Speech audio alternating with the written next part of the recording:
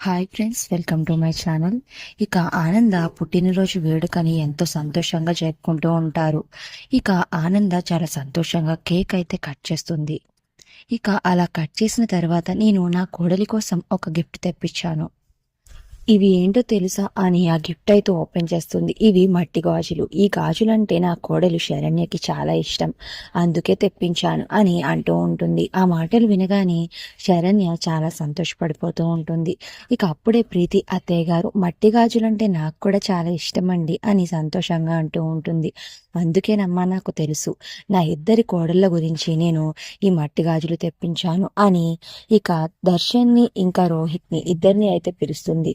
పిలిచి, దర్శన్ నువ్వు నీ భార్యకి వెయ్యి, రోహిత్ నువ్వు నీ భార్యకి వెయ్యి అనే గాజులు అయితే వాళ్ళిద్దరికి ఇస్తుంది.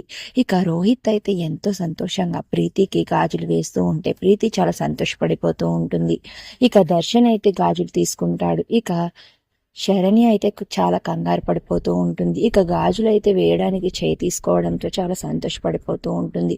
కానీ దర్శన్ మాత్రం ఆ గాజులు వేస్తున్నట్టే చేయి పట్టుకుని గట్టిగా అయితే చేతిని నొక్కేస్తూ ఉంటాడు.